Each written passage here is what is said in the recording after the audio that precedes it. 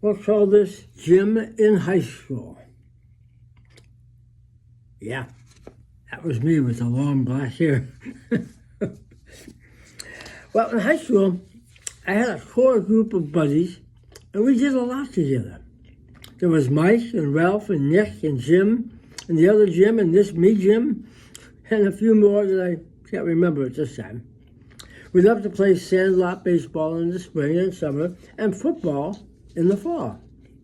In the winter, we went ice skating at what we call the Fowler Park up on the north side and played a form of sandlot hockey.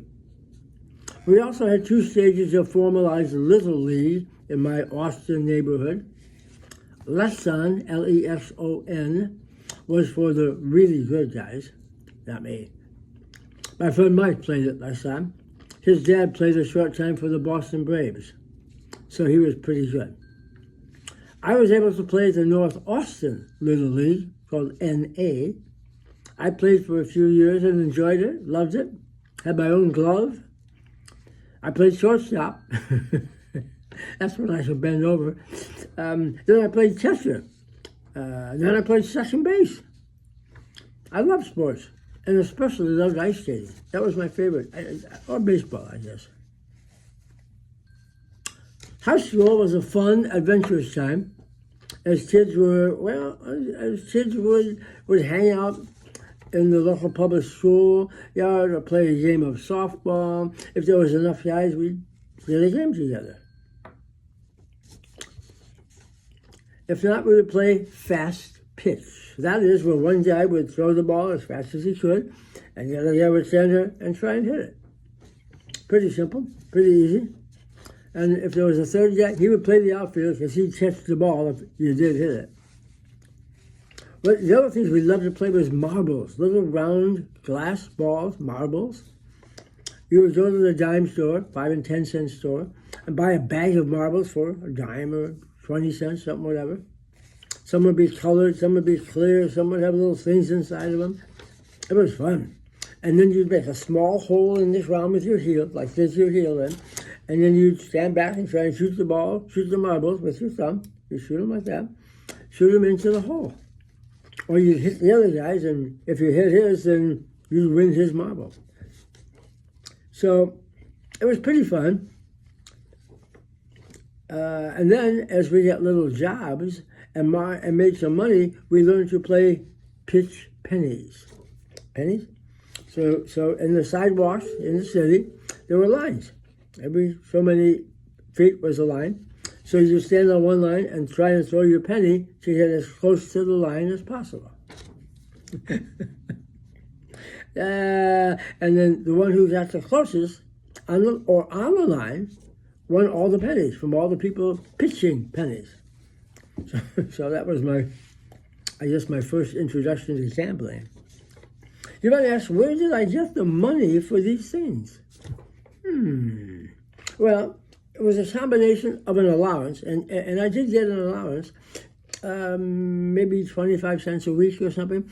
My parents gave me that for doing extra chores. Not just gave it to me, but I'd have to do the dishes so many times a week, take out the garbage, make my bed, clean the shower, those kind of little chores around the house that were my responsibility, and I got a little extra cash for that.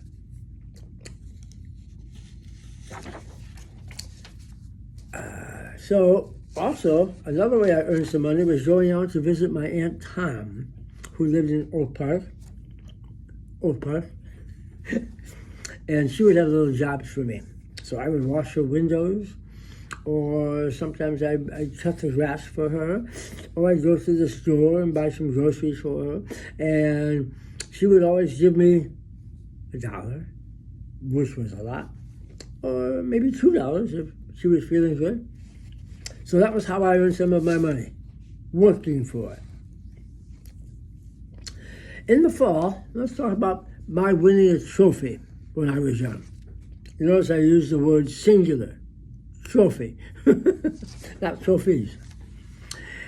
In the fall, when all my buddies played high school football, I got a really neat job. Back then, we all played with yo-yos. Well, I got to be pretty good at that.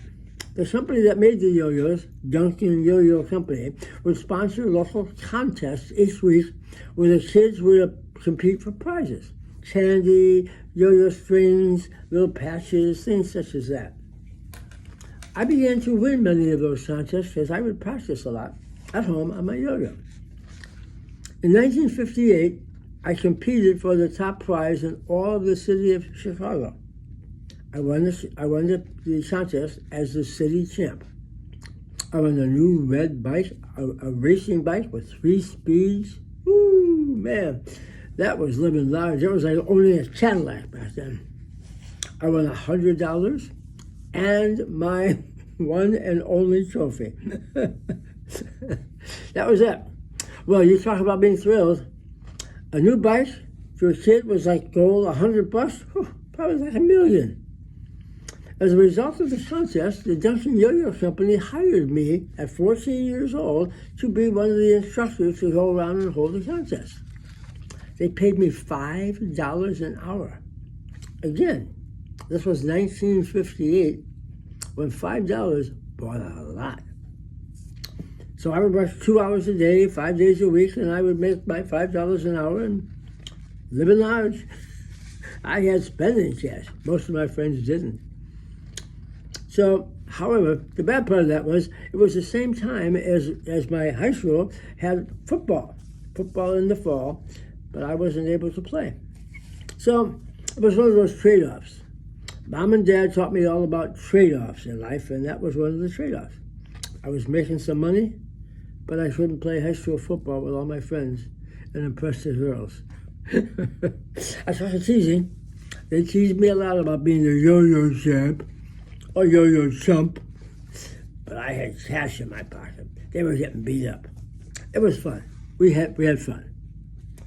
It was in the 1950s that rock and roll music really began to grow and take roots. And I caught the fever early and never let go to this day. I still love it. Rock and roll was for me and my generation.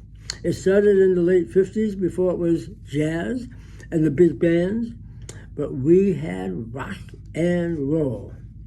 It was Bill Haley and the Comets, Buddy Holly and the Crickets, Elvis, the Drifters, Platters, people like that. I loved that music and I couldn't get enough of it. I listened to it on the radio. Which brings up a question about my first transistor radio. Well, let's talk about that next. What a fun time the 50s were, and I was there.